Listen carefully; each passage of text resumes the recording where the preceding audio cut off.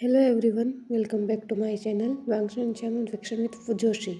कैसे हो आप सब? आई होप कि आप सब अच्छे होंगे और अपना ख्याल रख रहे होंगे और मुझसे नाराज़ भी होंगे। मैं आपकी नाराज़गी समझ सकती हूँ क्योंकि मैंने उसके सेकंड पार्ट के बाद बहुत लंबा गैप ले लिया है। मुझे लगता है कि एक हफ्ता हो चुका है जब मैंने उसका सेकंड पार्ट अपलोड किया था, पर उसके लिए आई एम सॉरी। आज फाइनली मैं वीडियो बनाने बैठी हूँ एंड आज मैं आपके साथ शेयर करूँगी कि मैं इतने दिनों से वीडियो क्यों नहीं बना पा रही थी। एंड आई होप कि आप मुझे इस चीज़ में मेरा साथ देंगे, मुझे सपोर्ट करेंगे। तो पहली बात तो ये कि जब मैंने वो वीडियो बनाई थी उसके अगले दिन से ही मुझे हल्का सा जुकाम लग गया था और मेरा जो गला है वो दर्द करता था, तो मुझे बोला नहीं जा रहा था। और फिर रहती हो गई वो, मुझे खांसी हो गई तो मुझसे रिकॉर्डिंग नहीं हो पा रही थी। साथ ही फिर जैसा कि मैंने आपको बताया था कि मैं टीचर के इंटरव्यू के लिए गई थी, तो मेरा उसमें सिलेक्शन हो चुका है एंड अब मैं पिछले एक हफ्ते से वहीं जा रही हूँ। तो सुबह जल्दी ही जाना पड़ता है और जब वापस आती हूँ तब तक लगभग आधा दिन गुजर जाता है। अब वहाँ से वापस आना, पूरा दिन बच्चों के सामने उनको पढ़ाना, या फिर छोटे बच्चे हैं तो उनको चुप कराना भी पड़ता है, तो आधी एनर्जी वहाँ पर वेस्ट हो जाती है। और वापस आना, फिर अपना ध्यान रखना, तो थोड़ा टाइम मुझे अपने लिए नहीं मिल पा रहा था। तो मैं अपने टाइम को एडजस्ट करने की कोशिश कर रही थी एंड फाइनली एक हफ्ते बाद मैंने टाइम को एडजस्ट कर लिया है। मैं कल भी वीडियो लाने की सोच रही थी, मुझे लगा था कि मैं जल्दी फ्री हो जाऊंगी, लेकिन एक हफ्ते बाद जब मैंने कल अपने लिए थोड़ा सा टाइम निकाला तो टाइम ही नहीं मिल पाया मुझे वीडियो के लिए। तो आई एम रियली सॉरी। लेकिन अब मैंने एक फैसला लिया है कि मैं आपके लिए वीडियो ऐसे नहीं लेकर आऊँगी कि मैंने एक वन शॉट के 2 या 3 पार्ट बना दिए। अब मैं आपके लिए वीडियोस लेकर आऊँगी जो कि कंप्लीट होंगे, भले ही वो 3 से 4 घंटे के या फिर 5 घंटे के हों। क्योंकि अगर मैं 2 से 3 पार्ट करूँगी ना तो फिर आपको, मुझे नहीं पता कि मैं कब बना पाऊँगी एक बार।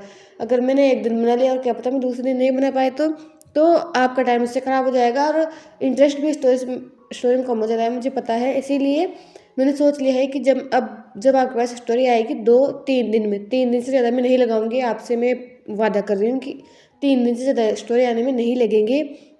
तो मैं पूरी स्टोरी ही सुनाऊंगी, मैं अब पार्ट्स नहीं बनाऊंगी, जिससे आप भी सेटिस्फाइड रहोगे और मुझे भी ऐसा लगेगा कि मैंने अपने ऑडियंस को नाराज़ नहीं किया है। तो आई होप कि आप ये मेरी बात समझोगे। और अब आइए कहानी को शुरू करते हैं। आई होप, आशा करती हूँ कि पहले का जो भाग था वो आपको याद होगा, उसको आपने स्मरण रखा होगा, और स्मरण रखा हो तो अच्छी बात है। अब चलिए आगे जाते हैं, आगे स्टोरी को सुनते हैं। उससे पहले वीडियो को लाइक कीजिए क्योंकि लाइक्स बहुत कम है, जितने व्यूज़ आते हैं उसके आधे भी लाइक नहीं आते हैं। इसीलिए भी मुझे ज़्यादा मोटिवेशन नहीं मिलता है, क्योंकि मुझे लग रहा है कि आपको ये स्टोरी पसंद नहीं आ रही है। प्लीज़ अगर पसंद आती है तो लाइक कर दिया कीजिए और कमेंट भले ही मत करो पर प्लीज़ लाइक कर दिया करो, कमेंट भी कर दिया करो कि आपको ये कैसी लगी, अच्छी लगी या बुरी लगी, कैसे भी बता दिया करो। कुछ जो लोग होते हैं वो बताते हैं मुझे कि आपको ऐसा नहीं करना चाहिए था, आपको ऐसा करना चाहिए था, तो मुझे उनसे सीखने को भी मिलता है कि हाँ मुझे ये करना चाहिए, नहीं करना चाहिए। लेकिन जब आप सुन लेते हो, कुछ कहते नहीं हो, तो मुझे नहीं समझ में आता कि मैं क्या करूँ। लेकिन जो लोग कहते हैं कि आपको ऐसा नहीं करना चाहिए, फिर आप ऐसे करो तो स्टोरी इंटरेस्टिंग बनेगी, तो मैं वो करने की कोशिश करती हूँ। ये बहुत बातें हो चुकी हैं, मैं कमेंट सेक्शन में पिन कर दूँगी कहाँ से रियल कहानी सुनी अब शुरू होगी। जिसको मेरी बकबक नहीं सुननी है वो वहाँ से सुन सकता है। अब आइए फाइनली कहानी को शुरू करते हैं।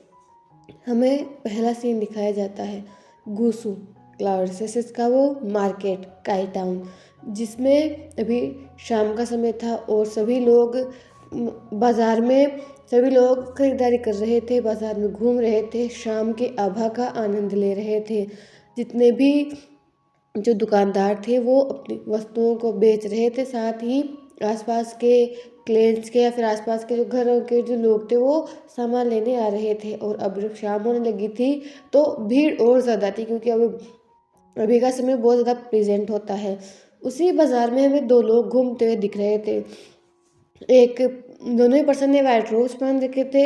एक पर्सन टोल लग रहा था और जो दूसरा पर्सन था उसे थोड़ा छोटा लग रहा था, और हमें वो दोनों ही ओमेगा लग रहे थे।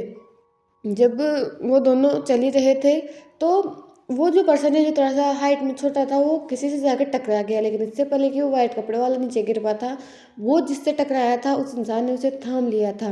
और जब उसने थामा तो एक पल के लिए दोनों ही जैसे अपनी जगह पर रुक गए और एक दूसरे की तरफ देखने लगे। और वो इंसान जो उस वाइट कपड़े वाले इंसान के साथ चल रहा था, वो उसने जब इन दोनों को देखा तो वो हल्के से बस मुस्कुराया और पीछे की ओर चला गया और अगले ही पल वो उस भीड़ में गायब हो चुका था। वहीं वो दोनों बस एक दूसरे की आंखों में देखे जा रहे थे। बहुत देर तक भी जब वो जिस इंसान ने उस सफ़ेद कपड़े वाले पर्सन को पकड़ रखा था, जब बहुत देर तक भी वो उसे उठाने नहीं रहा था, तो उसने उसकी तरफ घूर कर देखा और कहा, क्या ज़िंदगी भर मुझे ऐसे ही रखने का इरादा है? ये सुनने के साथ ही वो इंसान जिसने उसे थाम रखा था वो जैसे होश में आया, लेकिन होश में आने के साथ ही उसके फेस पर एक स्मिक आया। उसने उस इंसान की तरफ देखते हुए कहा, अगर तुम चाहो तो मैं तुम्हें ज़िंदगी भर भी थाम कर रख सकता हूँ। इस पर उस इंसान ने, जो कि उसके गोद में था, उसने उसके पैर पर अपने पैर से ज़ोर से मारा, जिससे उसके पैर पर लगी और खड़ा हो गया। उसने उसकी तरफ देखते हुए कहा, कोई ज़रूरत नहीं है, मैं खुद को संभाल सकता हूँ, मुझे किसी और की ज़रूरत नहीं है। ये सुनकर उस इंसान ने सामने वाले पर्सन की तरफ देखा जिसने वाइट रोब्स पहन रखे थे। वो पर्सन जिसने उस वाइट रोब्स वाले को थामा था, उसने रेड एंड ब्लैक रोब्स पहन रखे थे। तो उस रेड एंड ब्लैक रोब्स वाले ने कहा, ऐसा क्यों बोल रहे हो? किसी न किसी की तो ज़रूरत पड़ती है जीवन को काटने के लिए, अभी नहीं तो बाद में पड़ेगी। ये सुनकर उस इंसान ने कहा, मुझे किसी की ज़रूरत नहीं है और मुझे किसी अनजान से सुनने की ये ज़रूरत नहीं है कि तुम मुझे अपने जीवन के बारे में सोचना चाहिए या नहीं सोचना चाहिए। तुम यहाँ कुछ भी कर रहे हो, मुझे कोई मतलब नहीं है, लेकिन मुझे यहाँ से जाना है। ये जब उसने सुना सामने वाले पर्सन ने कि ये पर्सन क्या बोल रहा है कि अनजान से मुझे सुनने की ज़रूरत नहीं है, तो उसके जो भाव थे चेहरे के, वो एक पल के लिए जैसे बदले थे, लेकिन अगले ही पल उसके फेस पर एक चमकीली सी ब्राइट सी मुस्कुराहट आ गई। उसने सामने की तरफ देखते हुए कहा, मैं जानता हूँ कि मैं तुम्हारे लिए अनजान हूँ, लेकिन हम दोनों ज़्यादा दिन तक अनजान नहीं रहेंगे। मेरा मतलब है कि मैं यहाँ पर नया हूँ, मेरा नाम श्वानदू है और मैं ऐसे ही अलग अलग राज्यों में ट्रेवल करता हूँ, यात्राएं करता हूँ। और अब की बार मेरे कदम जो है क्लाउड रिसोर्सेस में पड़े हैं। तो आप मुझे क्लाउड रिसोर्सेस के लग रहे हो, क्योंकि आपने वाइट रॉक्स पहन रखे और मैंने गुस्सू के बारे में बहुत सुना है कि गुस्सू के लोग सफ़ेद कपड़े पहनते हैं। तो आप भी मुझे गुस्सू के फैमिली मेम्बर से लग रहे हो, क्योंकि आपका रिबन भी बहुत अच्छा है। तो मैं बस आपको ये पूछना चाहता था कि क्या आप मुझको मतलब मुझे घूमना है आपके गुस्सू को, तो क्या आप मुझे मेरे गाइड बनकर मुझे घुमाने में मदद करोगे? ये सुनकर उस इंसान ने श्वानों की तरफ देखते हुए कहा, लेकिन मैं गाइड नहीं हूँ, मैं इंसान हूँ और मेरे खुद के पास बहुत सारे काम हैं। मैं तुम्हारी तरह फ्री नहीं हूँ यात्रा करने के लिए।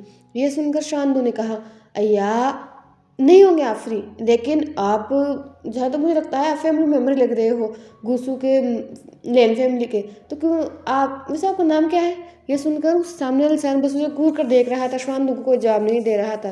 तो श्वानदू ने फिर से ऑकवर्डली मुस्कुराते हुए कहा, ठीक है, अगर आप नाम नहीं बताना चाहते। और वो क्या है ना, मैं अलग अलग जगहों पर यात्राएं करता हूँ और कभी कभी तो कोई मुझे बेवकूफ़ बनाकर मेरे पैसे भी लूट लेता है।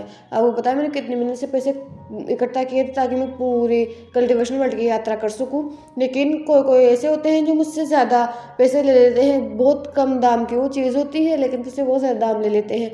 इसलिए मैं चाहता हूँ कि मेरे साथ कोई ऐसा रहे जो मुझे बता सके, मुझे गाइड कर सके और मुझे इस जगह के बारे में बता सके। मैं आपके ज़्यादा दिन नहीं लूँगा, बस एक हफ्ता लूँगा। फिर अगर कोई इसके बावजूद कोई जगह बच जाएगी तो मैं खुद घूम लूँगा उनको। पर प्लीज़ मैं आपसे विनती कर रहा हूँ, मुझे घुमा दीजिए ना, मैं नया हूँ यहाँ पर। ये सुनकर वो इंसान वाइट कपड़े वाला बस सामने की तरफ देखे जा रहा था।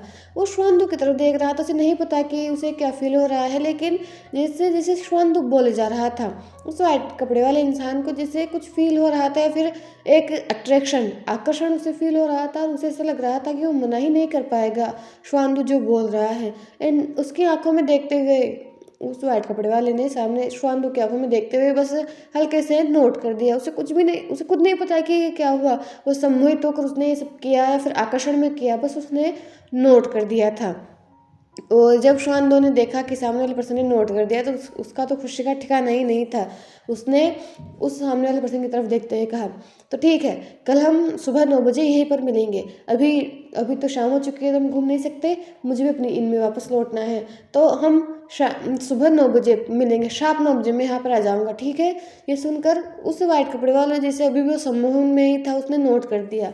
और श्वानदू भी बहुत देर तक उस वाइट कपड़े वाले इंसान के फेस की तरफ देखता है, फिर वहाँ से बस घूम कर चला जाता है। वो वाइट कपड़े वाला इंसान अभी भी श्वानदू जिस दिशा में गया था उसी ओर देख रहा था, पर तभी उसका ध्यान टूटा जब उसे अपना नाम सुनाई दिया, वांग जी।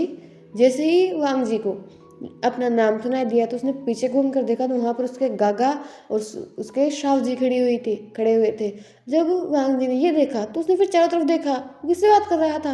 हाँ, वो लड़का, उसने अपना नाम क्या बताया था, श्वानदू, उससे बात कर रहा था ना। और उसने उससे के साथ उसे गाइड करने के लिए हाँ कैसे बोल दिया। वांग जी को कुछ समझ में नहीं आ रहा था, लेकिन शिचेन ने वांग जी के पास आते हुए कहा, अजान, यहाँ पर क्या कर रहे हो, अकेले क्यों खड़े हो। ये सुनकर वांग जी ने कहा, गागा मैं अकेला नहीं था, वो एक लड़का था, क्या, हाँ श्वानदू, उसने अपना नाम श्वानदू बताया था, और वो चाहता है कि मैं उसे घुमाऊँ। वो नया है, उसने कहा कि वो यात्रा करता है, तो उसने मुझसे कहा कि मैं उसे घुमाऊँ। ये सुनकर वांग जी के फेस पर से जो मासूमियत टपक रही थी, और ये देखकर शिचन के फेस पर अपने आप ही स्माइल आ गई। उसने वांग जी के सिर पर हाथ रखते हुए कहा, तुम्हें देखकर तो कोई भी तुमसे घुमाने के लिए कहेगा, क्योंकि तुम्हारी मुस्कुराहट है इतनी प्यारी। अभी शाम हो रही है, हमें चलना चाहिए, नहीं तो अंकल नाराज हो जाएंगे। ये सुनकर वांग जी ने नोट किया। उसके बाद शिचेन, जियांगचेंग और वांग जी वहाँ से जा चुका था। वहीं दूसरी तरफ श्वानदू जो चला तो गया था वहाँ से, लेकिन थोड़ी दूर पर जाकर वो रुक गया था और वो वांग जी की तरफ ही देखे जा रहा था।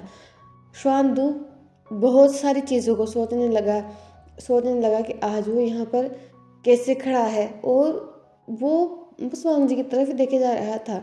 वो रात तो कैसे भी बीत गई। वांग जी, शिचेन और जियांगचेंग जब घर वहाँ पर क्लाउड स्टेशन में पहुँचे, उन्होंने अपना अपना इवनिंग रूटीन कंप्लीट किया और फिर सब लोग सोने के लिए जा चुके थे। अगली सुबह वांग जी उठा, उसने जितनी भी अपनी जिम्मेदारियाँ थी या फिर जितना भी वर्क था उसको उसने कंप्लीट कर लिया, उसने ख़त्म कर लिया उसको। उसके बाद जब लगभग आधे घंटे बाद उसे वहाँ पर पहुँचना था, तो उसने अपनी तलवार ली और उस पर वो टाई टाउन की तरफ जाने लगा। एंड शार्प 9 बजे वांग जी उसी जगह पर लैंड हुआ जहाँ पर श्वानदू ने उसे आने के लिए कहा था। और जब वो नीचे उतरा तो उसने आसपास देखा तो वहाँ पर और लोग, लेकिन उसे वो लड़का कहीं नहीं दिख रहा था।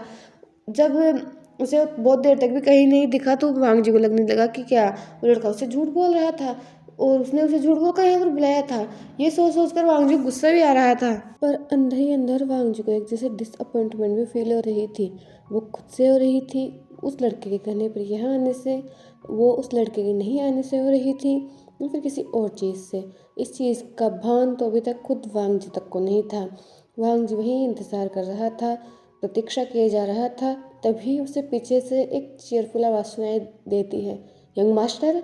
जैसे ही वांग जी ये आवाज़ सुनता है, वो पीछे घूमता है तो पीछे वही लड़का खड़ा हुआ था, श्वानदू, जो कल वांग से मिला था और जिसने कहा था कि वो गुस्सो को भ्रमण करना चाहता है तो वांग जी उसे घुमा दे।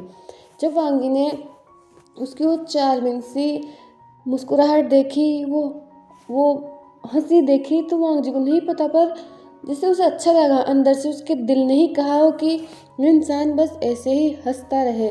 उसे कुछ समझ में नहीं आया कि ऐसा उसने क्यों कहा, लेकिन उसे लगा कि उसे ऐसा लग रहा था जैसे कितने दिनों बाद या फिर कहें कि कितने सालों बाद उसने इस इंसान को हंसता हुआ देखा है, जबकि वांग जी को अच्छी तरह से पता है कि वो इस इंसान से बस कल ही मिला है। जब बहुत देर तक भी वांग जी से कोई भी प्रतिक्रिया श्वानदू को प्राप्त नहीं हुई तो उसने वांग जी की तरफ देखा और उसके सामने अपने हाथ को हिलाने लगा, और अब जाकर वांग जी होश में आया था। तो वांग जी ने श्वानदू की तरफ देखा और कहा, तुम लेट हो। ये सुनकर श्वानदू ने मुस्कुराते हुए कहा, आई नो लेट हूँ, पर तुम बताया कि मैं बहुत दिनों से भ्रमण कर रहा था, बहुत दिनों से मैं यात्रा कर रहा था, तो मैं बहुत थक गया था, इसलिए मेरी आँख लग गई और सुबह आँख मेरी थोड़ी देर से खुली, इसीलिए मैं नहीं आ पाया। और देखो जैसे ही मेरी नींद खुली मैं तुरंत यहाँ पर आ गया, और देखो तुम भी तो यहाँ पर हो, लिटरली मैं बहुत खुश हूँ। तुम मुझे बताओ कि तुम मुझे कहाँ से घुमाना शुरू करोगे। ये सुनकर वांग जी ने श्वानदू की तरफ देखा, और फिर उसने वांग ने बताया कि वो कहाँ से घुमाना शुरू करेगा, और यहीं से इन दोनों की जर्नी जो है शुरू हो चुकी थी। वांग जी धीरे धीरे श्वानदू को पूरा जो गुस्सो है वो घुमा रहा था। एंड अब जो है लगभग 1 से 2 हफ्ते हो चुके थे जब वांग जी श्वानदू को घुमा रहा था। आज वो लोग जो काई टाउन की जो लेक है उसमें गए थे, वहाँ पर बोटिंग कर मतलब बोट में बैठे हुए थे और आसपास के नज़ारों का आनंद ले रहे थे। दोनों ही बैठे हुए थे। विंग जैसे हमेशा सॉरी श्वान जैसे हमेशा बोलता है वो बोले जा रहा था, और वांग जी कभी पानी को देख रहा था, कभी और जो लोग भ्रमण कर रहे थे पानी में उनको देख रहा था, कभी वो श्वानदू की तरफ देखे जा रहा था। वही श्वानदू बस बातें कर रहा था। उसने वांग जी की तरफ देखते हुए कहा, तुम्हें पता है मैंने गुस्सू के बारे में कितना ज़्यादा सुन रखा था कि गुस्सू के लोग मेडिसिन में कितने ज़्यादा निपुण होते हैं, वो लोग हर चीज़ में अच्छे होते हैं, उनकी शिक्षा भी सबसे श्रेष्ठ होती है यहाँ की। मैंने तुम्हारे बारे में कितना सुना था, और अब मुझे पता चल रहा है कि तुम सेकंड मास्टर लेन हो। तुमने जिस दिन मुझे बताया था ना कि तुम सेकंड मास्टर लेन हो, मुझे ऐसा लगा था कि मैंने एक राजकुमार को अपना गाइड बना लिया है। लेकिन तुम्हारी दयालुता तो देखो कि तुम मुझे भ्रमण करवाने के लिए तैयार भी हो गए। लोग जैसा कहते हैं कि तुम कोल्ड हो, तुम किसी से बातें नहीं करते हो, सब लोग झूठ बोलते हैं, क्योंकि उन्होंने तुम्हें देखा ही नहीं है। तुम कितने ज़्यादा दयालु हो, कितना ज़्यादा तुम लोगों के प्रति कितना ज़्यादा करुणा रखते हो, मुझे तो तुम बहुत ज़्यादा पसंद हो। और सच कहूँ ना तो तुम्हारे साथ घूम घूम मुझे जैसे अलग ही आनंद आ रहा है, जैसे एक अलग दुनिया में मैं घूम रहा हूँ। आज से पहले भी कई गाइड्स मिले हैं मुझे, लेकिन तुम जैसा गाइड मुझे आज तक नहीं मिला। इसका कोई राज थोड़ी ना है, अगर कोई राज हो तो प्लीज़ मुझे बता दो। ये सुनकर वांग जी बस घूर कर श्वानदू की तरफ देखने लगा, और श्वानदू जो पता नहीं क्या बोल रहा था, अपने में कुछ पका रहा था, वो बस जोर जोर से हंसने लगा, और वांग जी के फेस पर एक प्यारा सा से पाउट आ चुका था। वो लोग ऐसे ही घूम रहे थे, एंड फाइनली अब शाम होती चली आई थी, एंड वांग जी और विंग अब उस नदी के किनारे खड़े हुए थे। वांग जी ने विंग की तरफ देखते हुए कहा, अब तुम लगभग लगभग पूरा वुशु घूम चुके हो। उसे 1 या 2 दिन में तुम पूरा वुशु घूम लोगे, उसके बाद मुझे यहाँ आने की कोई ज़रूरत नहीं है। जब वांग जी बोल रहा था उसे खुद अच्छा नहीं लग रहा था, और कहीं ना कहीं विंग श्वानलू जो है, जो कि इतने दिनों में वांग जी को पसंद करने लगा है, क्योंकि उसने ऐसा इंसान आज तक नहीं देखा है। वांग जी की खूबसूरती, ऊपर से वांग जी का जो ओमेगा फेरामोन्स थे स्वीटली हवा में घुले रहते थे, ये चीज़ तो जैसे श्वानलू को लुभा गई थी। वो वांग जी से वांग जी को पसंद करने लगा था, उसकी तरफ वो आकर्षक हो रहा था। वो उसकी तरफ क्या बोलते हैं, उसे वांग जी को लेकर आकर्षण हो रहा था। उसे खुद नहीं पता कि इस फीलिंग को क्या नाम दे, लेकिन उसे कुछ तो फील होता था जब भी वो वांग जी की तरफ देखता है। उसने वांग जी की तरफ देखते हुए कहा, तुम ऐसा क्यों बोल रहे हो? तुम्हें पता है संसार बहुत बड़ा है, और क्या पता भाग्य ने हम दोनों को अगर यहाँ मिलाने रखा लिखा है तो कहीं और मिलाना भी रखा हो। तुम ऐसे क्यों सोचते हो? और अभी तो 2 दिन तो है ना, हम 2 दिन में बहुत मज़ा करेंगे। इस अभी देर हो रही है, अभी तुम्हें चलना चाहिए। वैसे मैं तुम्हें जाने तो नहीं देना चाहता, लेकिन मुझे पता है गुस्सू का दूसरा राजकुमार किसी के लिए नहीं रुकता, इसलिए तुम अभी घर जा सकते हो। और अगर तुम घर नहीं जाओगे तो कर्फ्यू लग जाएगा, फिर तुम गुस्सू में एंटर नहीं कर पाओगे, इसलिए तुम जाओ, हम कल सुबह मिलेंगे, ठीक है? ये सुनकर वांग जी ने श्वानदू की तरफ देखा, फिर नोट करता हुआ वहाँ से चला गया था। श्वानदू ने तब तक वांग जी को देखा जब तक कि वांग जी उसकी नज़रों के सामने से ओझल नहीं हो गया, और जब वांग जी ओझल हो गया तो श्वानदू भी अपनी इनकी तरफ जाने के लिए मुड़ चुका था। वो अपनी इनकी तरफ जा ही रहा था। रात हो चुकी थी और सभी लोग अपनी दुकानें बंद कर रहे थे। तभी श्वानदू को एक आवाज़ सुनाई दी, पेट्रियाक। जैसे ही श्वानदू को आवाज़ सुनाई दी वो अपनी जगह पर रुक गया, जैसे चौंक गया हो। फिर वो घूमा, उसने सामने की तरफ देखा जहाँ पर लेन रोब्स में एक इंसान खड़ा हुआ था। जब पेट्रियाक ने सामने देखा तो सामने एक ऐसा इंसान खड़ा हुआ था जिस पर उसे गुस्सा भी आता है, जिससे वो नाराज़ भी नहीं रह सकता, और शायद जिसकी ही वजह से उसे आज ये सब मिला है, तो उसे खुद नहीं पता कि वो क्या चाहता है। तभी वो इंसान उसके पास है। उसने कहा, गागा। जैसे ही विंग ने ये सुना, उसने चेंग की तरफ देखते हुए कहा, तुम इतनी रात को यहाँ पर क्या कर रहे हो? इस पर चेंग ने विंग की तरफ देखते हुए कहा, क्योंकि मेरे पास यही समय है आपसे बात करने का। दिन में तो आप वांग जी के साथ रहते हो। ये सुनकर विंग ने चेंग की तरफ देखते हुए कहा, तुम्हें कुछ चाहिए? इस पर चेंग ने विंग की तरफ देखते हुए कहा, आप उसे बता क्यों नहीं देते? आप बता क्यों नहीं देते कि कुछ महीनों पहले क्या हुआ था? कब तक आप अपना नाम बदल कर उसके साथ रहोगे? ये सुनकर विंग ने चेंग की तरफ देखते हुए कहा, जब सही समय आएगा तो मैं सब बता दूंगा। और वैसे भी लगता है तुमने उस दिन सुना नहीं था मैंने क्या कहा था। अगर उसे कुछ भी याद दिलाने की कोशिश की गई तो सारा जो असर है वो उसके ब्रेन पर पड़ेगा और वो जो ब्लैक एनर्जी कैद है उसके अंदर वो आज़ाद हो सकती है। मैं नहीं चाहता कि मेरी वजह से फिर से उसे कुछ हो। इसीलिए अगर भगवान ने हमारी लाइफ में ये सब लिखा है तो उन्होंने कुछ सोच कर ही लिखा होगा। मैं फिर से अपनी वजह से उसको चोट नहीं पहुंचा सकता। ये सुनकर चैंग ने विंग की तरफ देखते हुए कहा, पर गा 2 साल से ऊपर होने को आए हैं। अगर आखिर कब तक आप ऐसा करोगे? और आपको पता है गुस्से में बातें चल रही हैं। ये सुनकर विंग ने कहा, बातें चल रही हैं? तो चेंग ने कहा, हाँ बातें चल रही हैं। आपको लिंग याद है जो जो लोटस पेयर आई थी शादी में? ये सुनकर विंग ने बस नोट किया। वो वांगजी को पसंद करती है। पहले तो वांगजी भी अल्फा था और वो भी अल्फा थी, इसलिए उसने बात को ज़्यादा आगे नहीं बढ़ाई। अब जब वांगजी ओमेगा बन गया है तो वो उससे शादी करना चाहती है। वो एल्डर्स से बात कर रही है। मैंने सुना था उसके ग्रैंडपा को कहते हुए कि वो नेंजरेन से बात करेंगे। अगर आपने जल्दी कुछ नहीं किया तो मुझे नहीं लगता कि वांगजी कभी वापस आपका हो पाएगा। ये सुनने के साथ से विंग की मुट्ठियाँ में उसने कहा, ऐसा कुछ नहीं हो सकता, वांग सिर्फ मेरा है।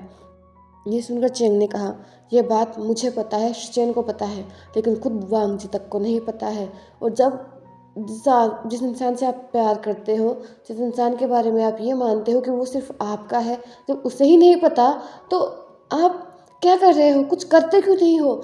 ये सुनकर विंग ने कहा, क्या मैं करना नहीं चाहता? क्या मुझे अच्छा लगता है जब वो मुझे ऐसी अनजानी अपरिचित आंखों से देखता है, जैसे वो मुझे जानता ही नहीं हो, जैसे उसने मुझसे बचपन से प्यार ही ना किया हो? क्या तुम्हें लगता है कि मुझे अच्छा लगता है? नहीं लगता। मुझे दर्द होता है, मेरा दिल टूटता है, लेकिन मैं कुछ नहीं कर सकता। उस दिन के बाद से जो कुछ हो रहा है सिर्फ भगवान कर रहा है और मैं कुछ नहीं कर सकता। चैंग, तुम्हें पता है उस दिन जब वांगजी उस मंदिर में गया था तो उस डेमोन ने वो डेमोन उसके ऊपर हावी हो चुका था। और जब मैं अंदर गया तो मैंने देखा कि वो एनर्जी वांगजी को उस एनर्जी को वांगजी बस एब्जॉर्व करे जा रहा है। अगर मैं समय पर नहीं पहुंचता तो शायद मैं वांगजी को खो देता, लेकिन उस आधी ब्लैक एनर्जी को मैंने अपने अंदर ले लिया और मैं ब्लैक एनर्जी का मास्टर था।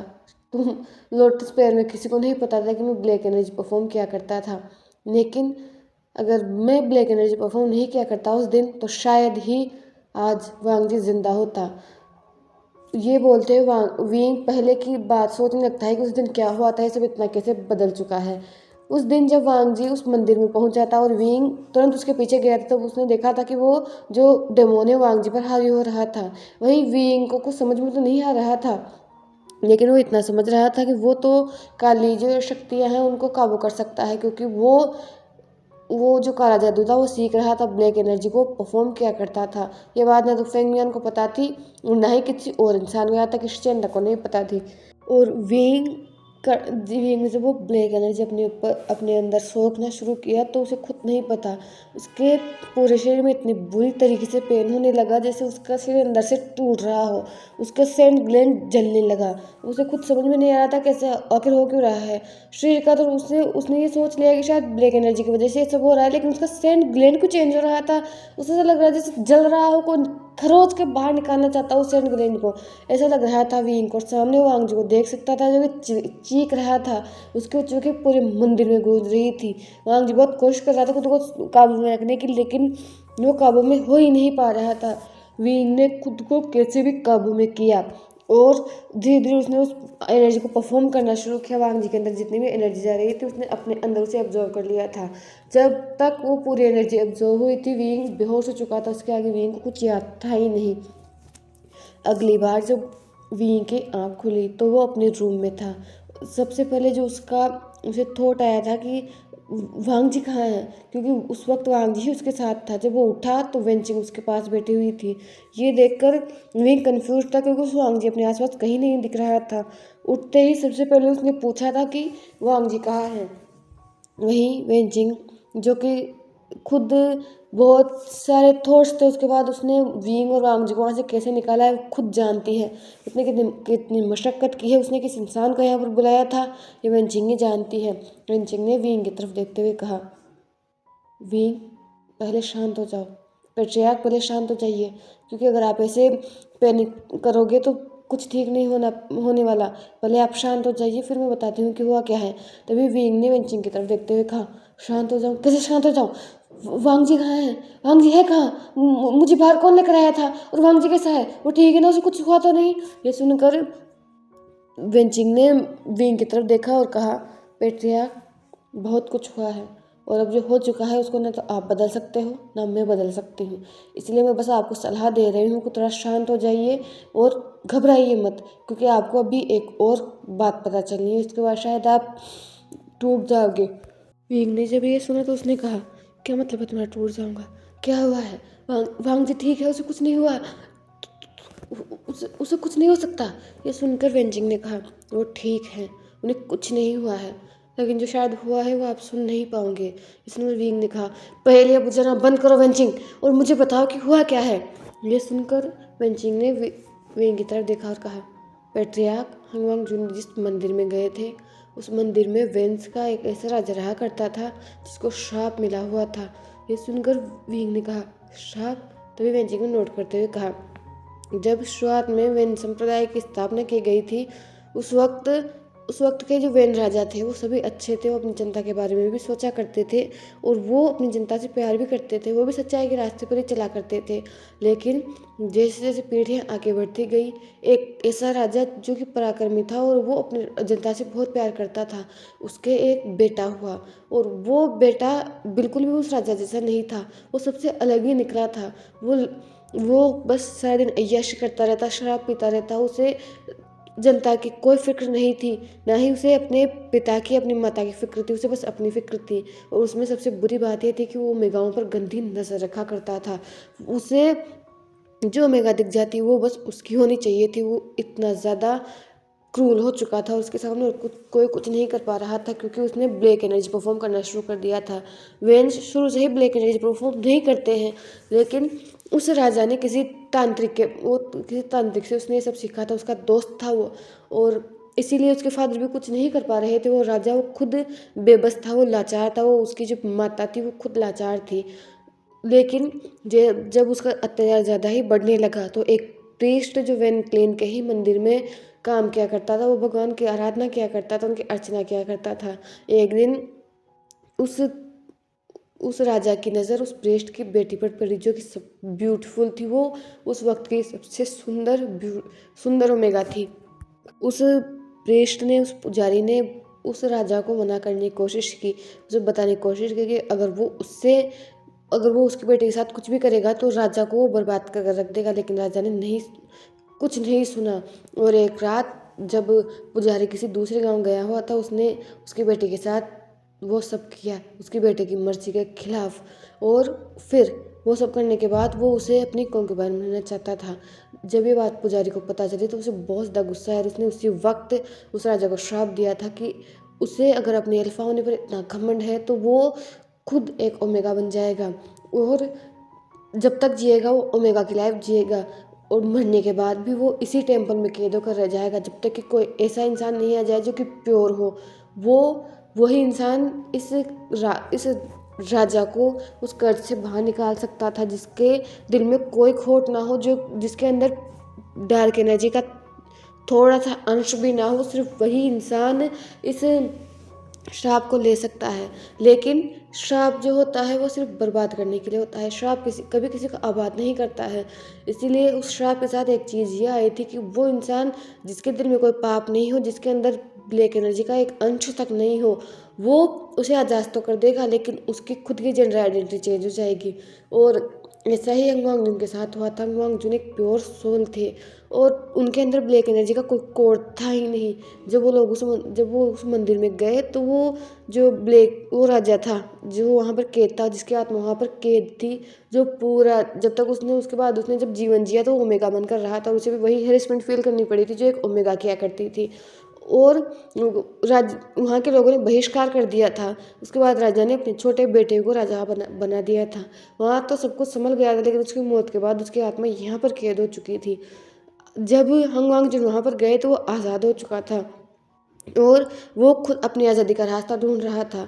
लेकिन जब उसने आधा ही अंगांग जिनके अंदर प्रवेश लिया था, आप वहाँ पर पहुँच गए थे और वो चीज़ें बट गई। इसका मतलब अब आप ओमेगा नहीं रहे, आप एक अल्फा में चेंज हो चुके हो और आपको पता है आप कब से बेहोश हो। ये सुनकर विंग ने कहा, कब से? तो वेनचिंग ने विंग की तरफ देखते हुए कहा, आप पिछले 2 महीने से बेहोश हैं। ये सुनकर विंग ने कहा, क्या?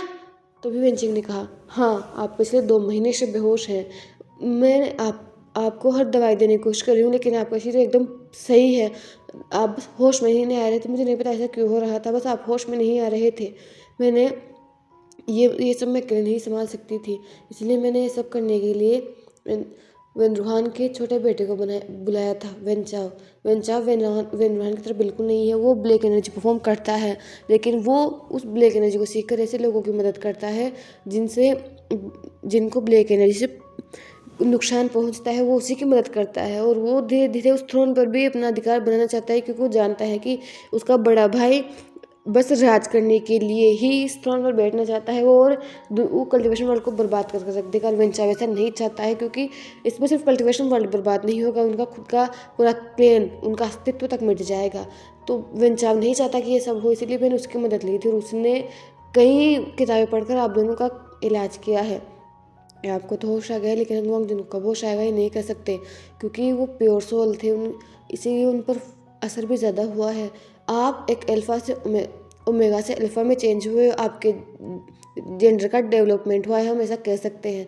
लेकिन हंगवांग जुन एक अल्फ़ा थे और अब वो ओमेगा बने हैं, तो उनकी बॉडी एक पूरी तरह से दोबारा जैसे नया जन्म लिया है आप दोनों ने। आपको तो होश आ चुका है, लेकिन आपको अभी भी अपने फेरामोन्स को कंट्रोल करना सीखना होगा। आपको अपने अल्फ़ा की पावर्स को कंट्रोल करना सीखना होगा। वही हंगवांग जिनको होश आएगा ये हम नहीं कह सकते। विंग ने जब ये सब सुना था एक पल के लिए, तो वो जैसे सुन्न हो गया था, क्योंकि उसे कुछ समझ में ही नहीं आ रहा था कि चल क्या रहा है, कौन सा राजा किसका श्राप, उनका जेंडर विंग को कुछ भी समझ में नहीं आ रहा था। उसे धीरे धीरे सब कुछ समझ में आया। उस रियलिटी को अपनाने लगा कि अब वो ओमेगा नहीं है, बल्कि वो एक अल्फ़ा है। वो वांग जी से मिलने गया था। उसने वांग खुद 2 महीने तक बेहोश था। जब तक उसे होश नहीं आया, तब तक वांग जी को भी होश नहीं आया था। जब विंग वांग जी के पास गया था, तो उसने फिर खुद की पावर को कंट्रोल करना सीखा, वांग जी का ख्याल रखना सीखा। और अब जाकर विंग को रियलाइज़ हो रहा था कि उसने क्या खोया है।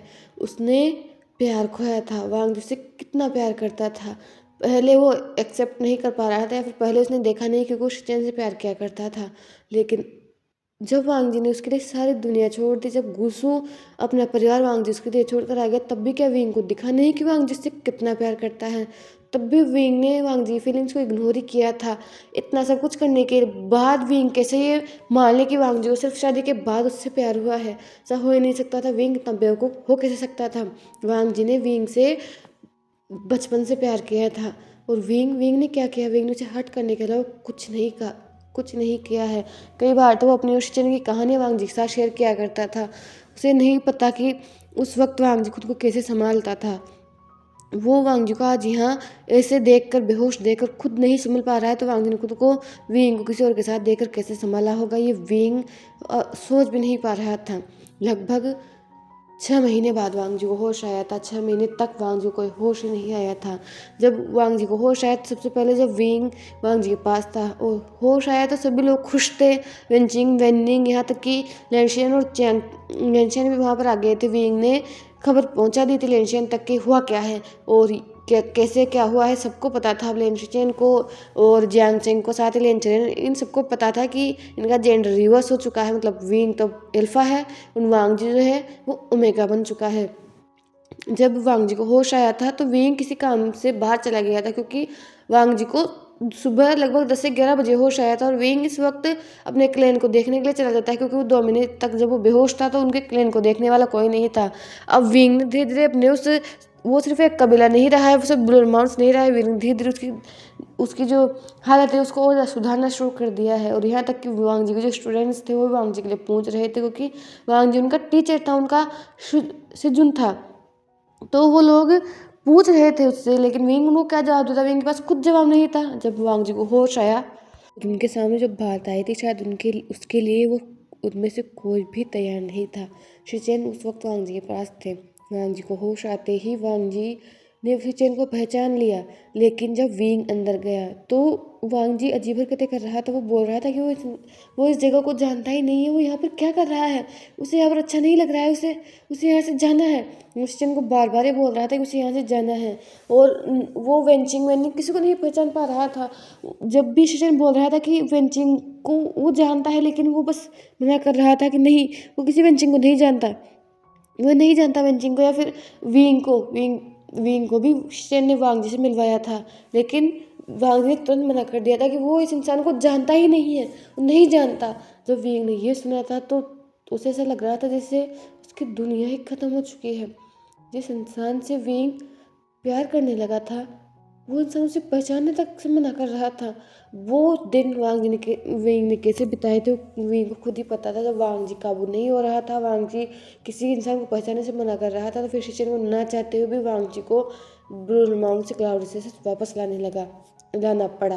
और लगभग 6 महीने हो चुके थे जब वांग जी क्लाउड से आया था।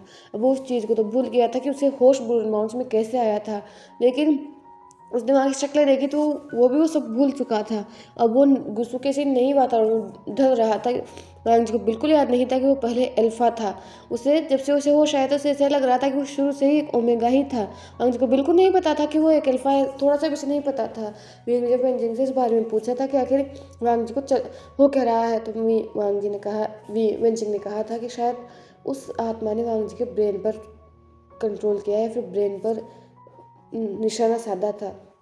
जब भी ऐसी आत्माएं किसी के अंदर जाती है तो वो किसी एक स्पेशल शरीर के अंग को निशाना बनाती है, या वो आपका हार्ट हुआ या आपका माइंड हुआ। अगर आपका दिल को वो निशाना बनाएगी तो आप जिस इंसान से आप प्यार करते हो उसको लेकर आपकी सारी फीलिंग्स खत्म हो जाएगी, लेकिन वो इंसान आपको याद रहेगा। लेकिन अगर वो दिमाग पर निशाना बनाता है तो वो सारी यादें जो उसने अपने प्यार वाले इंसान के साथ या फिर अपनी फैमिली के साथ बनाई है वो पूरी तरह से समाप्त हो जाती है। और लगता है उस राजा ने वांग जी के दिमाग को निशाना बनाया था, इसलिए वो सब कुछ भूल चुका था। विंग को ये सब यकीन तो नहीं हो रहा था कि रातों रात ये सब कैसे बदल चुका था। कहाँ वो और वांग जी, या फिर कहे कि वांग जी उसके साथ एक नए जीवन का सपना सजा रहा था, स्वप्न सजा रहा था, और यहाँ लाइफ बदल चुकी है। विंग अब अकेला ब्लू माउंट में रहने लगा है। हाँ, वहाँ पर वेंचिंग थे, वन लोग थे, यहाँ तक कि बच्चे तक थे, लेकिन विंग का मन अब कहीं नहीं लगा करता था। और कहीं ना कहीं ये सब वांग जी को इफेक्ट कर रहा था। वांग जी को नहीं याद विंग कौन है, वांग जी को नहीं याद कि कभी विंग और वांग शिचेन प्यार किया करते थे। वांग जी को नहीं याद कि हुआ क्या था, कुछ भी वांग जी को याद नहीं है। लेकिन फिर भी एक अजीब सी उदासी, एक अजीब सा खालीपन वांग जी को अपने अंदर हमेशा फील होता रहता है। उसे खुद नहीं पता है क्यों होता है, लेकिन बस होता रहता है। दिन में तो अपनी जिम्मेदारियों में बिजी रहता है, अपनी जिम्मेदारी में व्यस्त रहता है, बच्चों को पढ़ाने में, क्लेन के काम करने में। लेकिन जब शाम होती है, वो जब अपने जिंक्शन में अकेला होता है तो वो खुद बैठ कर सोचा करता है, पता नहीं वो क्या क्या सोचता है, लेकिन ऐसा लगता है कि कुछ तो कमी है उसके अंदर, कुछ तो छूटा हुआ है जो वांग जी को पकड़ना है। और वहीं ये सारे कहीं ना कहीं शिचेन और चेंग देख रहे थे। जियांग चेंग को अपनी गलती का एहसास था और लिंचेन को भी समझ में आ गया था कि गलती उसी की थी, उसको विंग पर भरोसा कर लेना चाहिए था। भले ही उसकी शादी चेंग से हो चुकी थी, आखिर अगर वो एक बार विंग से ये कह देता ना कि उसे विंग पर भरोसा है, शायद कोई गलतफहमी हो चुकी होगी या फिर चेंग की भी गलती होगी, तो भी अब इस रिश्ते को बदला नहीं जा सकता। शायद भाग्य ही उनका ऐसा था कि उनकी शादियाँ ऐसे ही होने लिखी थी। शायद सचिन के लाइफ में कभी विंग था ही नहीं, क्योंकि विंग तो वांग जी के भाग्य में था और शिचेन के भाग्य में शायद जियांग चेंग भी था, इसीलिए ये सब हुआ था। अगर उस वक्त शिचेन ने कह दिया होता तो शायद आज उनकी हालत ऐसी न हुई होती। विंग को जियांग क्लेन छोड़कर नहीं आना पड़ता, या फिर वांग जी और विंग की लाइफ ऐसी नहीं हो रही होती। ये शिचेन भी अपनी गलती उसमें मानता है और अब उसने फैसला लिया है कि वो वांग जी और विंग को मिलाकर रहेगा। हालांकि उसके अंकल तो बोल रहे हैं कि अगर वांग जी को याद नहीं है तो क्यों वांग जी वापस उसी अतीत में धकेलना जहाँ पर वांग जी को बस दुख ही मिला है। लेकिन शिचेन जानता है भले ही वांग जी को भी कुछ याद ना हो, फिर भी वांग जी कैसे कभी कभी बोलते बोलते ही विंग का जिक्र कर देता है, यहाँ तक कि उसे वो नाम तक याद नहीं था। फिर भी कभी कभी वो ऐसी बातों का जिक्र करता है जो कि ना शिचेन को पता है ना खुद वांग जी को पता है, लेकिन फिर भी वो जिक्र उसके मुंह से हो जाता है।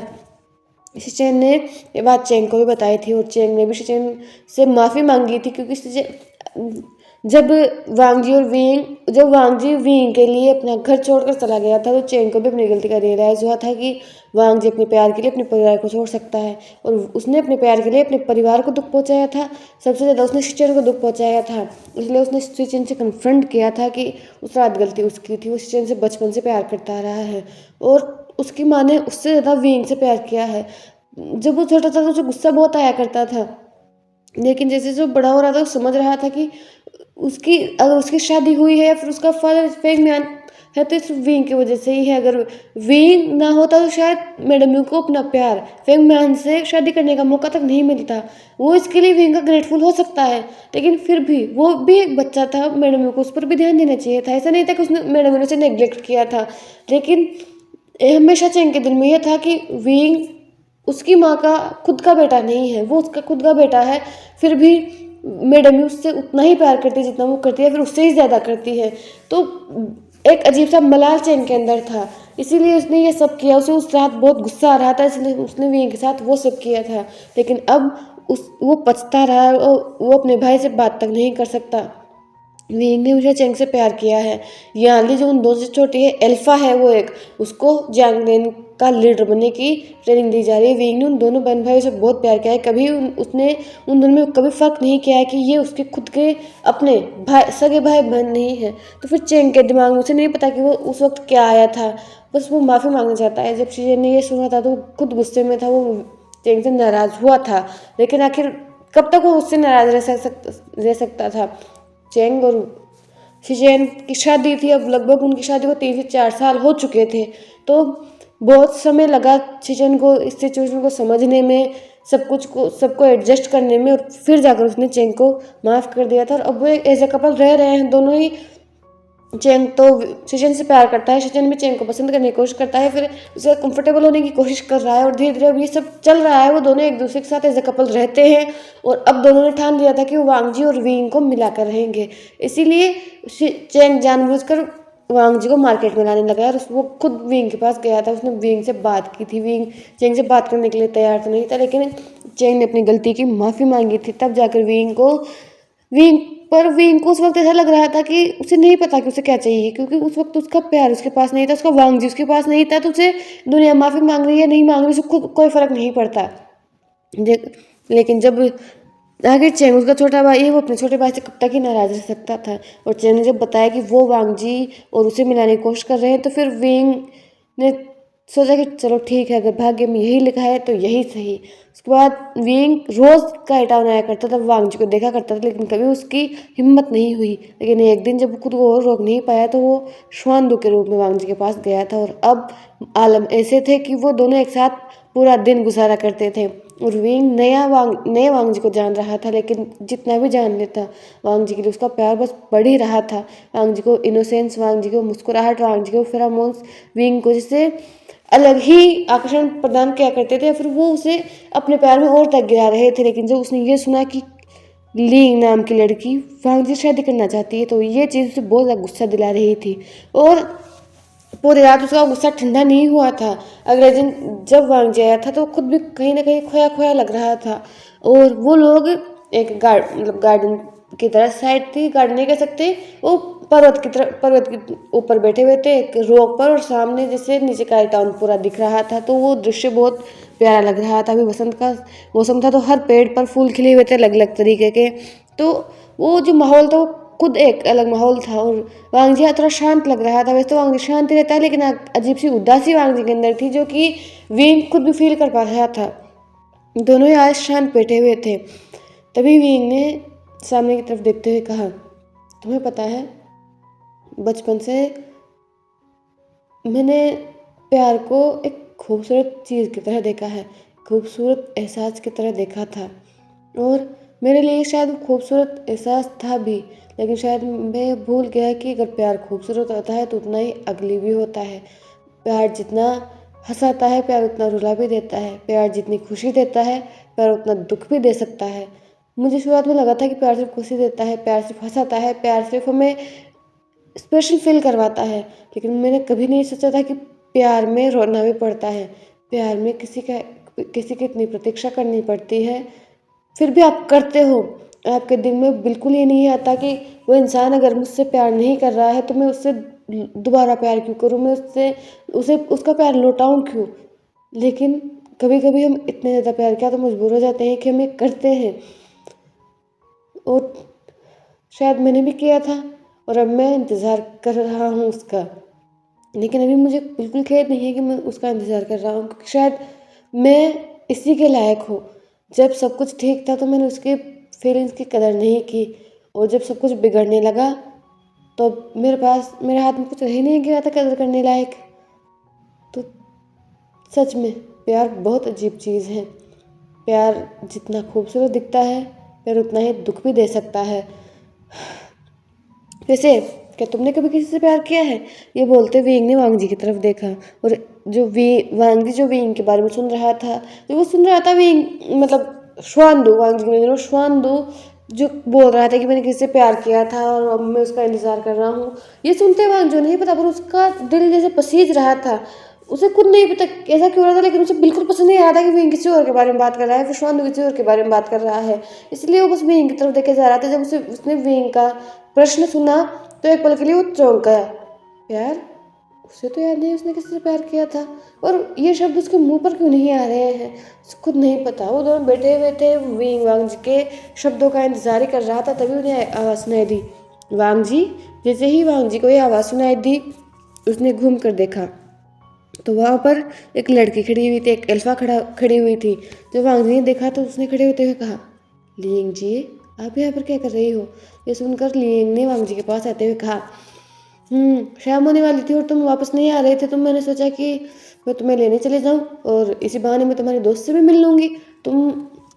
मुझे पता चला अंकल से कि तुम रोज़ इस क्या नाम है तुम्हारा, शांदो, तुम इसे घुमाने आते हो, अपनी मर्जी से आते हो, इसलिए मैंने सोचा कि मैं भी इससे मिल लूँ। ये बोलते हुए उसने विंग की तरफ देखा, श्वानदू की तरफ देखा। उसने अपने हाथ को बढ़ाते हुए कहा, हाय मेरा नाम लेन लिंग है, मैं एक अल्फा हूँ। एंड अगर तुम वांग जी का दोस्त हो तो शायद तुम्हें वांग जी ने बता दिया होगा। अगर नहीं बताया तो मैं बताती हूँ। एक हफ्ते बाद मेरी और वांग जी की शादी है, तो तुम शादी में इनवाइटेड हो। वैसे भी तुम यात्रा करते रहते हो, और अगर तुम्हारा यहाँ से जाने का प्लान था तो शादी तक तुम रुकना और शादी तक ही आना। ये सुनकर वींग ने लिंग की तरफ देखा। ऐसा नहीं था कि लिंग तो वींग को जानती नहीं थी, क्योंकि वींग को लिंग अच्छी तरह से जानती थी। वो शादी में आई थी और उसने खुद मतलब उसने भी कई सारी बातें विंग के बारे में कही थी। जब विंग रात को पूरी रात बाहर रहकर घर पर आया था, विंग इस लड़के को जानता है। लेकिन अभी जब लिंग ये सब विंग को बताकर बोल रही है, फिर जानबूझकर उसका नाम रिवील नहीं कर रही है, ये चीज़ विंग को थोड़ी अटपटी लग रही थी। वहीं विंग ने इतना ध्यान दिया ही नहीं, उसने बस एक ही चीज़ पर ध्यान दिया था, एक हफ्ते बाद हमारी शादी है और तुम्हें हमारी शादी में विजिट करना होगा। ये सुनकर विंग से मुट्ठियाँ बिछ रही थी। उसने वांग जी की तरफ देखा, जो कि पता नहीं क्यों अपनी नजरें झुका कर खड़ा था, जिससे उसे अजीब सा गिल्ट फील हो रहा था, उसे खुद नहीं पता। विंग वांग जी के पास गया, उसने उसकी तरफ देखते हुए कहा, वांग जी क्या तुम सच में शादी कर रहे हो? ये सुनकर वांग जी ने अपनी नज़र उठाकर विंग की तरफ देखा। तभी लिंग ने आज्ञाते हुए कहा, सच में शादी कर रहे हो कि इसका क्या मतलब है? और तुम ये पूछने वाले होते कौन हो? तुम बस एक गाइड हो, तो तुम्हें किसी की पर्सनल लाइफ में नहीं जाना चाहिए।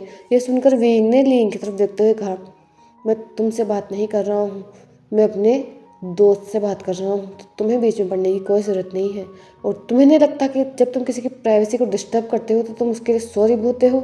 ये सुनकर लिंग ने विंग की तरफ देखते हुए कहा, प्राइवेसी? और तुम दोनों की दोस्तों की कौन सी प्राइवेसी होती है? प्राइवेसी मेरी और वांग जी की होनी चाहिए, और हमारी शादी होने वाली, तुम्हें लगता है कि हमें क्वालिटी टाइम एक दूसरे के साथ स्पेंड करना चाहिए? क्यों वांग जी?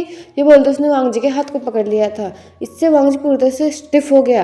लेकिन तभी विंग ने लिंग के हाथ को वांग जी के हाथ हटाते हुए कहा और वांग जी को अपने पीछे लाते हुए कहा, अपने हद में रहो, शादी होने वाली है, अभी शादी हुई नहीं है, तो तुम अभी से अपने वांग जी पर अपना अधिकार नहीं जता सकती। समझ में आया तुम्हें? ये सुनकर लीग ने विंग की तरफ घूर कर देखा, उसने वांग जी की तरफ देखा जो उन दोनों की तरफ देख रहा था, और ये देखकर लीग के फेस पर एक स्मिक आ गया था। उसने वांग जी की तरफ देखते हुए कहा, वांग जी का यहाँ आइए। तो ये सुनकर वांग जी ने कहा, क्या हुआ? तो उसने कहा, यहाँ आइए तो सही। ये सुनकर वांग जी ने विंग की तरफ देखा और फिर हल्के अपने कदमों के साथ लिंग के पास चला गया था। अब लिंग उन दोनों के बीच में आ चुकी थी। उसने विंग की तरफ देखते हुए कहा, मैं जानता हूँ कि तुम्हें अपने दोस्त को खोने का दुख होगा, लेकिन हम दोनों की शादी है, तुम ऐसे कैसे रिएक्ट कर सकते हो?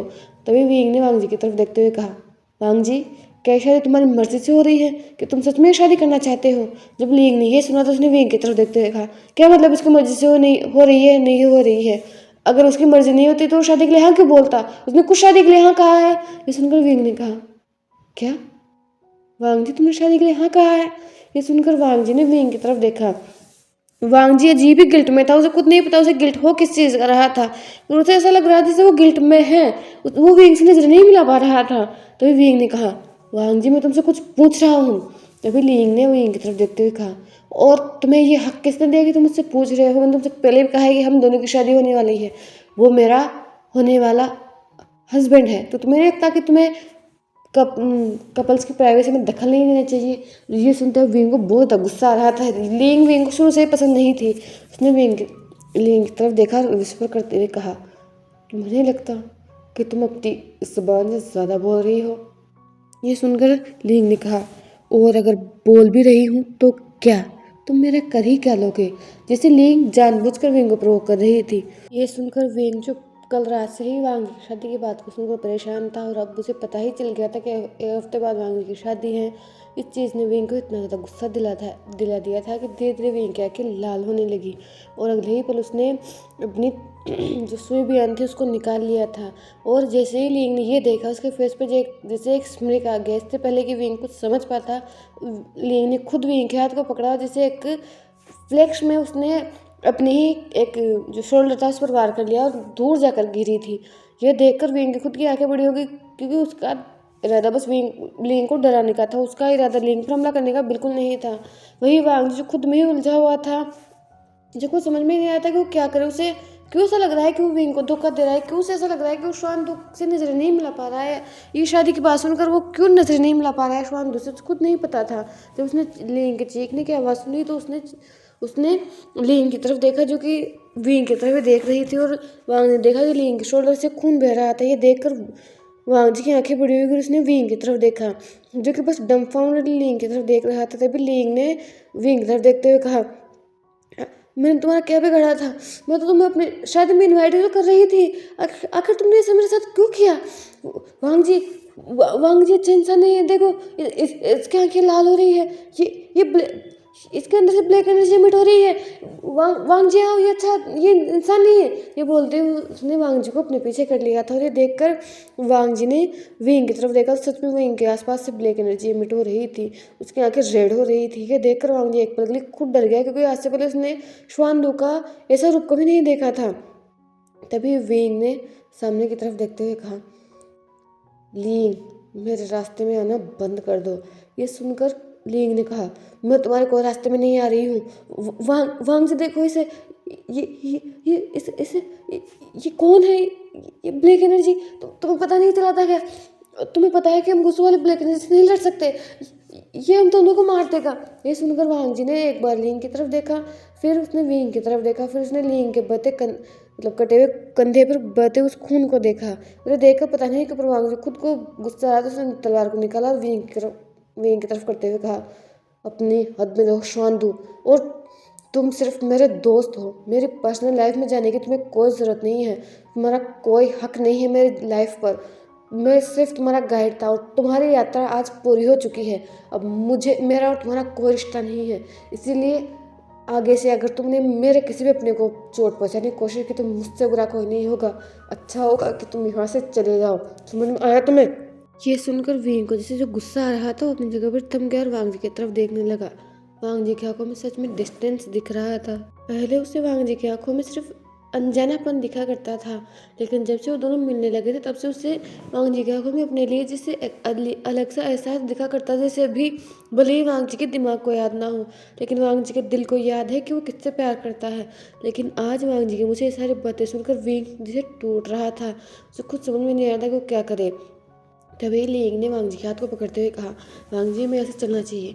ये इंसान कभी कुछ भी कर सकता है। मैं तुम्हें यहाँ पर खतरे में नहीं डाल सकती और खतरे में नहीं छोड़ सकती। ये बोलते इससे पहले कि वांग जी को समझ पाता, लिंग ने उसके हाथ को पकड़ा और उसे बस वहाँ से वो ले गई थी। वही विंग अपने घुटनों पर गिर चुका था। उसने सामने की तरफ देखते हुए कहा, भगवान क्या मैं इतना गलत हो चुका था? क्या मैंने वांग जी को इतना ज़्यादा हर्ट कर दिया था कि आप मुझे इस चीज़ की सज़ा ऐसे दे रहे हो? मेरा वांग जी मुझे पहचान तक नहीं रहा है। मेरा वांग जी किसी और से शादी कर रहा है। अगर आपको उसे मेरे भाग्य में लिखना ही नहीं था तो आपने हम दोनों की शादी क्यों करवाई? अगर अगर वो मेरे भाग्य में नहीं था तो मुझे क्यों पता करवाया कि वो मुझसे कितना प्यार करता था? और अगर और अगर आपने उसे मेरे फेत में लिखा ही नहीं था, तो क्यों मेरे दिल को मजबूर किया उससे प्यार करने के लिए? आखिर आपने ऐसा क्यों किया? अब मैं क्या करूँ? मैं कुछ नहीं कर सकता। उसे सच्चाई नहीं बता सकता क्योंकि इससे उसकी जान को खतरा हो सकता है और मैं उसे किसी और से शादी करते हुए भी नहीं देख सकता। आखिर आप इतने क्रूर क्यों हो रहे हो भगवान? क्यों हो रहे हो? पहले आपने मेरे वांग जी को मुझसे छीन लिया और अब आप मुझे थोड़ी-सी उम्मीद तो थी कि एक ना एक दिन वांग जी को सब कुछ याद आ जाएगा, लेकिन अब तो वो उम्मीद भी टूट रही है। अगर 1 हफ्ते बाद उसकी शादी हो गई, तो याद आए या ना आए, क्या फ़र्क पड़ता है? फिर तो कोई फ़र्क पड़ने की बात ही नहीं रही है, क्योंकि उसे कुछ याद ही नहीं होगा और याद होने के बाद वो किसी और का हस्बैंड होगा। तो मैं आखिर मैंने ऐसी कौन-सी गलती की है, जो आप जिससे मैं प्यार करता हूँ उससे उसको आप मुझसे छीन लेते हो? आखिर मैंने दुश्मनी क्या ली है आपसे भगवान? आखिर मेरे साथ ऐसा क्यों कर रहे हो आप? ये बोलते हुए इनकी आँखों से बस आँसू बह रहे थे और जैसे जो प्रकृति थी वो भी विंग के साथ ही रो रही थी। अगले ही पल वहाँ पर ज़ोर से बस बारिश होने लगती और विंग बारिश में गया नहीं था, वो बस वहीं पर ही बैठ गया था और उसकी आँखों से बस आँसू बह रहे थे। वहीं वांग जैसे घर पहुँचा, वो अपने जंक्शन में गया था, उसे खुद नहीं पता उसे इतना हर्ट क्यों हो रहा है। विंग की आँखों में वो पेन देखकर, विंग की आँखों में वो दर्द देखकर उसे क्यों फ़र्क पड़ रहा है? उसकी आँखों से खुद आँसू बह रहे हैं, तो उसे नहीं पता क्यों हो रहा था ऐसा, बस आँसू बह रहे थे। वो खुद अपने दरवाज़े से हटकर बैठा हुआ था। वो ऐसा नहीं था कि वो शादी करना चाहता था, वो भी शादी नहीं करना चाहता। लेकिन शुआंदू लीन को कैसे चोट पहुँचा सकता है? भले ही वांग जी लीन को अपना बस दोस्त मानता हो, लेकिन फिर भी वो उसके दोस्त को भी शुआंदू कैसे चोट पहुँचा सकता है? इतनी गहरी चोट। वो देख सकता था कि लीन के कंधे पर बहुत गहरी चोट लगी है। उसने कभी शुआंदू से एक्सपेक्ट किया ही नहीं था। ये 1 हफ्ता कैसे बीता विंग को पता है। दोनों ही अपने-अपने कश्मकश में थे, अपने-अपने जैसे अपने ही विचारों में थे। विंग 1 हफ्ते तक उस इन से बाहर तक नहीं आया, जिसमें वो अगले दिन वो उस इन में गया था और बस उसी इन में था। उसने 1 हफ्ते से ना कुछ खाया था, ना वो बाहर निकल रहा था। यहाँ तक कि इन के मालिक को भी चिंता होने लगी थी, लेकिन जब विंग यहाँ पर आया था तो उसने एक मोटी रकम इन वालों को दी थी, तो कोई उसे परेशान नहीं कर रहा था। वहीं वांग जी मुझे खुद नहीं पता कि उसके साथ क्या हो रहा है। उसकी 1 हफ्ते बाद शादी है। शिचेन और चेंग ने बहुत अंकल से की कही और रोकने की बात कही, लेकिन चिरेन अब सुनने के लिए तैयार नहीं था, क्योंकि वांग जी वांग जी अब एक ओमेगा बन चुका है और अगर विंग को वांग जी को एक्सेप्ट करना होता तब तक वो उसे एक्सेप्ट कर चुका होता। अगर विंग वांग जी इतना ही प्यार करता या फिर भगवान चाहता कि विंग और वांग जी एक साथ हो, तो वांग जी की याददाश्त आ सकती थी, लेकिन वांग जी की याददाश्त नहीं आ रही है और अंकल को अपने भाई से किया हुआ वादा निभाना था। उसके भाई से उसने वादा किया था कि वो वांगजी को एक सुरक्षित हाथों में देकर जाएगा। हालांकि पहले तो वांगजी खुद अल्फा था, तो उसके ऊपर जिम्मेदारी आनी थी, लेकिन अब वांगजी एक नई लाइफ में कदम रखने जा रहा था। वांगजी की किसी अल्फा से शादी होनी थी। वो अल्फा अगर उसी के क्लैन का हो, जिसे वो बचपन से जानता हो, तो इससे अच्छी बात और क्या हो ही सकती थी। चिरेन और चेंग ने बहुत समझाने की कोशिश की, लेकिन चिरेन ने उनकी एक बात तक नहीं सुनी थी। और फाइनली आज शादी का दिन था, लेकिन शादी में क्या सब लोग खुश ही थे? चिरेन खुद भी खुश नहीं था, क्योंकि कहीं ना कहीं उसे खुद अच्छा नहीं लग रहा था वांगजी की शादी किसी और से करवा कर, लेकिन उसके पास और कोई चारा नहीं था। अगर सब कुछ ठीक करना है तो थोड़े दिनों तक सबको हर्ट करना ही पड़ेगा, क्योंकि इन बेवकूफ़ों से तो कुछ होने नहीं वाला। अगर वो कुछ नहीं करेगा तो इनसे तो कुछ भी नहीं होने वाला। वही चेंग और शिचेन खुद कुछ नहीं कर पा रहे, तो उन्होंने इस 1 हफ्ते में कुछ ऐसी ऐसी बातें करी वांग जी के सामने जिससे वांग जी को याद आ सके, लेकिन वांग जी को जब धीरे धीरे याद आने लगा तो वो खुद वांग जी बेहोश हो चुका था। और जब उससे बेहोश हुआ, उसको हिलर को दिखाया गया, तो हिलर ने बिल्कुल मना कर दिया कि अगर किसी ने ज़बरदस्ती की वांग जी के साथ उसकी मेमोरीज़ को याद करवाने में, तो शायद वांग जी को जान खतरा हो सकता है। उसके बाद चेंग और शिचेन ने भी उसे ये सभी याद दिलाना बंद कर दिया था। फाइनली आज शादी का दिन था। अलग अलग क्लेन से लोग आए हुए थे और सभी लोग इस शादी को देखना चाहते थे, क्योंकि सभी को यही पता था ना कि विंग और वांग जी की शादी हुई है। और जब सबको ये पता चला था कि वांग जी का जेंडर चेंज हो चुका है, तो बहुत सारे लोगों के रिश्ते भी वांग जी के लिए आए थे, लेकिन चिरेन ने सबको मना कर दिया था। लेकिन आज उसने लीन से वो शादी करवा रहे हैं, तो सभी लोग देखने आए थे कि आखिर उस लड़की में, उस अल्फा में ऐसी बात ही क्या है जिससे शादी चिरेन करवा रहा है। वही वांग जी को तैयार करके शिचेन हॉल में लेकर आ रहा था। सभी लोग, हम कहें कि अल्फ़ा ग्रूम की तरफ देख रहा था, जो कि ब्यूटीफुली तैयार थी, या फिर कहें ब्यूटीफुल लग रही थी वो। अब उसके फेस पर वेल नहीं था, क्योंकि वो अल्फ़ा थी। वहीं वांग जी के फेस पर एक लॉन्ग वेल था, और वो हॉल के अंदर चल कर आ रहा था। सारी निगाहें वांग जी की तरफ घूम गई थी, और उन निगाहों में दो ऐसी निगाहें भी थी जो भी सिर्फ वांग जी को देख रही थी। आंखों में एक अजीब सा खालीपन लिए, दर्द लिए, प्यार लिए, एक जैसे दूर होने की तड़प लिए हुए, लॉन्गिंग की आंखें, ये सब लिए हुए वो आंखें बस सामने वांग जी को देखे जा रही थी, जो स्टेज की तरफ जा रहा था। और आंखों में, उन आंखों में हल्के हल्के आंसू थे, क्योंकि पिछले एक हफ्ते से रो रो कर उसके आंसू तक जैसे सूख चुके थे, लेकिन कितना ही रोकने की कोशिश कर लेता, उसके आंसू रुक ही नहीं रहे थे, और वो बस सामने की तरफ देखे जा रहा था। वह वांग बहुत ही एलिगेंटली स्टेज पर जा रहा था।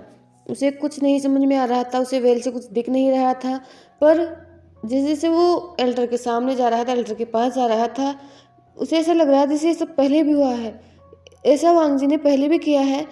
उस वक्त भी वांग जी ऐसे ही एक हॉल में अंदर आया था, और वहाँ जाकर खड़ा हो चुका था। फिर कोई आया था, यही सोच सोच कर वांग जी के जो फ्लैशेस थे, वांग जी को बहुत सारे फ्लैश आने लगे। धीरे धीरे धीरे धीरे वांग जी के दिमाग में जैसे एक सीढ़ी की तरफ फ्लैशेस चल रहे थे, और ये चीज़ वांग जी के लिए भी थोड़ी अजीब थी, और उसका सिर भारी हो रहा था। शिशेन ने जिसे उसे टाइटली होल्ड कर रखा, वांग ने शिशेन के हाथ पर अपना हाथ रख लिया था, और उसने उसका एक हाथ अपने सिर पर चला गया था। चिरेन ने जब ये देखा तो उसके फेस पर जैसे एक अजीब सी की मुस्कुराहट थी। वहीं वांग जी, इसका सिर भारी हो रहा था। उसकी उसकी जो वो धुंधली यादें जो वांग जी को सपने में दिखा करती थी पिछले कुछ महीनों में, जैसे साफ हो रही थी।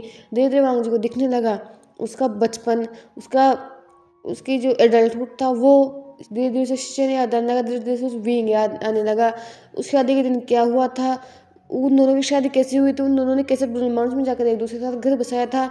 सब कुछ धीरे धीरे वांग जी को याद आने लगा। जैसे जैसे वांग जी को याद आ रहा था, उसकी आंखों से बस आंसू बह रहे थे, क्योंकि उसे सिर्फ वो याद नहीं आ रहा था, उसे वो भी याद आ रहा था कि उसने कैसे विंग पर हमला करने की कोशिश की थी, या फिर विंग ने उसे अपनी लाइफ से दूर रहने को बोला था। ये सब जो वांग जी को याद आ रहा था, आंखों से बस आंसू बह रहे थे। और जब वांग जी को फाइनली सब कुछ याद आया कि उस मंदिर में क्या क्या हुआ था, और जैसे जैसे सब कुछ याद आ रहा था, तो उसने अपनी नज़रों को उठाकर सामने की तरफ देखा, तो उसे वेल से ज़्यादा कुछ दिख नहीं रहा था, लेकिन जितना भी दिख रहा था कि सामने एक इंसान खड़ा हुआ है, एक लड़की खड़ी हुई है। ये देखकर वांग जी कंफ्यूज हो गया। उसने अपने वेल को हल्का सा हटाकर सामने की तरफ देखा, तो सामने लींग खड़ी हुई थी। लींग यहाँ पर क्या कर रही है, यही सोचकर धीरे धीरे वांग जी को फिर से धीरे धीरे याद आने लगा कि लींग और उसकी शादी होने वाली थी। ये सब जैसे वांग जी को याद आया, तो उसकी आंखें एकदम से जैसे बड़ी हो गई। उसने तुरंत अपने वेल को उठाकर गिरा दिया, और जब चिरेन ने जब ये देखा, तो उसके फेस पर एक प्यारी सी मुस्कुराहट थी। लेकिन जब चेंग और शिचेन ने ये देखा, तो दोनों ही शॉक हो गए। वांग जी ने शिचेन ने वांग जी की तरफ देखते हुए कहा, वांग जी क्या हुआ है। ये सुनकर वांग जी ने शिचेन की तरफ देखा और कहा, कहा मैं यहाँ विंग कहाँ है। ये सुनकर शिचेन ने कहा, विंग कौन विंग, क्योंकि शिचेन को अभी भी यही लग रहा था कि अगर वो विंग का नाम वांग जी सामने लगा, तो कहीं ना वांग जी के दिमाग पर जोर न डले। तो भी वांग जी ने कहा, विंग विंग कहाँ है, कहा विंग कहाँ है, और आप मेरी शादी कैसे करवा सकते हो। मैं ऑलरेडी शादीशुदा हूँ, क्या आपको नहीं पता कि गुस्से के लोगों की शादी बस एक बार होती है, उनका एक ही हस्बैंड होता है, तो आप मेरी शादी किसी और से कैसे करवा सकते हो। ये सुन शिचेन ने कहा, हाँ जी, तुम्हें तु- तुम्हें तुम्हें याद आ गया, तुम्हें याद आ गया कि तुम्हारी शादी विंग से हुई थी। ये सुनकर वांग जी ने शिचेन की तरफ देखा और नोट किया। वहीं चेंग जो कि वांग जी को देख रहा था, फिर उसे इतना तो ज्ञात था कि विंग आएगा तो जरूर, आखिरी कोई ना कोई कुछ ना कुछ करने विंग यहाँ पर आएगा। अगर वांग जी अपनी नई लाइफ की शुरुआत कर रहा है, उसे भूल कर अगर भगवान यही चाहता है, तो ये देखने में विंग यहाँ पर आएगा ज़रूर। इतना तो चेंग अपने भाई को जानता ही था, इसलिए वो भीड़ में विंग को ढूंढने लगा, जो कि अपनी बड़ी सांसों के साथ और आंखों में आंसू लिए बस सामने की तरफ देख रहा था। वांग जी की हर बात वो सुन रहा था। उसे ऐसा लग रहा था जैसे कोई उसे संभाल नहीं, तो वो बस ज़मीन पर गिर जाएगा। वांग जी की बातें सुनकर कि उसे याद आ गया, वो विंग को याद कर रहा था। वांग तभी चेंग ने वांग जी की तरफ देखते हुए कहा, वांग जी तुमने बहुत इंतज़ार करवा दिया है, अगर आज तुम्हें याद नहीं आता तो शायद सब कुछ बर्बाद कर देते तुम, तो थैंक गॉड कि तुम्हें सब कुछ याद आ गया है। अब जाओ अपने उस हस्बैंड को संभालो, वो भी बेहोश होने के कगार पर है। ये बोलकर उसने एक तरफ इशारा किया और वांग ने जो वहाँ देखा तो वहाँ पर विंग था। फिर चेंग ने उन सबकी तरफ देखते हुए कहा, तो शादी अब लिंग और वांग जी की नहीं होगी, क्योंकि शादी जिसकी हो चुकी है उसी की होगी। शादी विभूषण एंड लेन वांग जी की होगी। ये बोलते उसने लिंग की तरफ देखा और कहा, लिंग, मैंने तुम्हें पहले ही कहा था कि वांग जी और विंग की किस्मत जुड़ी हुई है, तुम उसे कभी अलग नहीं कर सकती। तुमने फिर भी कोशिश की और कोशिश करके तुमने देख लिया कि कुछ नहीं हो सकता। भगवान तक नहीं चाहते कि वांग जी की शादी किसी और से हो, तो तुम तो बस एक नॉर्मल इंसान हो। इसलिए मैं तुम्हें यही एडवाइस दूंगी, किसी अच्छी से बहू ढूंढ कर उससे शादी करो। वांग जी के सपने देखने की अब कोई ज़रूरत नहीं है। ये बोलते उसने लिंग की तरफ देखा। वही वांग जी जब उसने विंग को देखा तो उन भारी वेडिंग रोज में तुरंत विंग की तरफ बस दौड़ गया था। अगले पल वो बस विंग की बाहों में था। वहाँ सब लोग थे, लेकिन वांग जी को जिसे कोई फर्क नहीं पड़ रहा था। उसने विंग को बस टाइटली हक कर लिया था। वही विंग जिसे ये सब कुछ बस सपने की तरह लग रहा था कि वांग जी को होश आएगा।